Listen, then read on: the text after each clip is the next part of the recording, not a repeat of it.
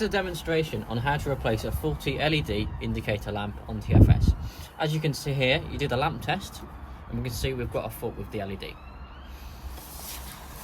So to change this LED, we turn off the power supply here to isolate it at QF1.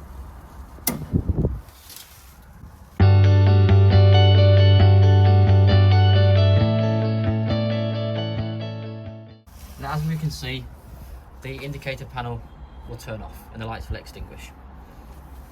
The next thing to do is to remove this perspex cover here, and you do so by undoing the 4 screws around the edge which hold it in position. So the next step is to remove the indicator panel with the 6 Allen head bolts around the edge.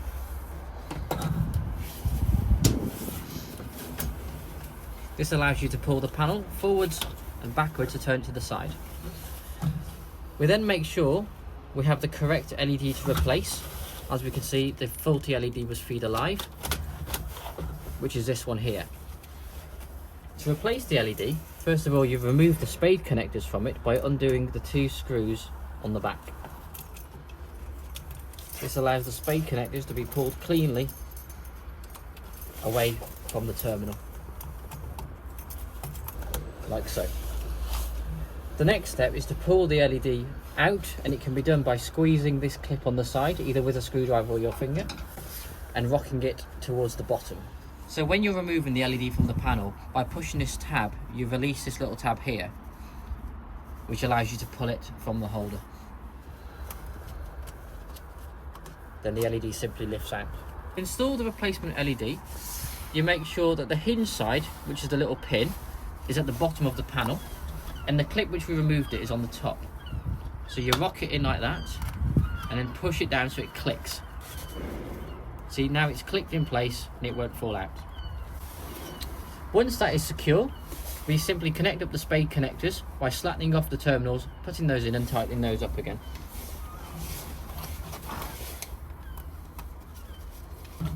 So slacken them off. It's important to note when installing the spade terminals to make sure that they're bent as they were before, back to back, so the wires aren't crushed. So some of those are bent like this, so they can go back to back, and obviously they can't go that way around because the wires would clash. On this side, one spade is bent at 90 degrees while one's at a much shallower angle. So the 90-degree one goes on the bottom while the shallower one sits on the top.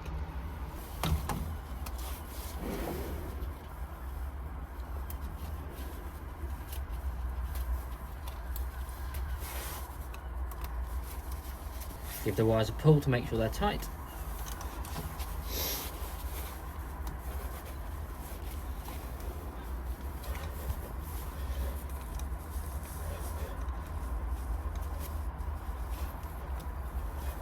And then push the spades in.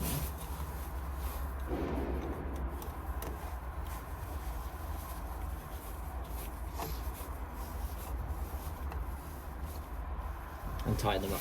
So that is now the LED changed, and we can put the TFS back together. So to do that, we now install the 6 Allen key bolts back into the panel.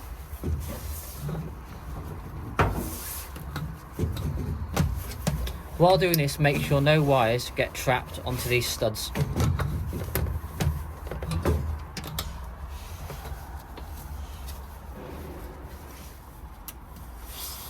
The next step is to refit the perspex panel here.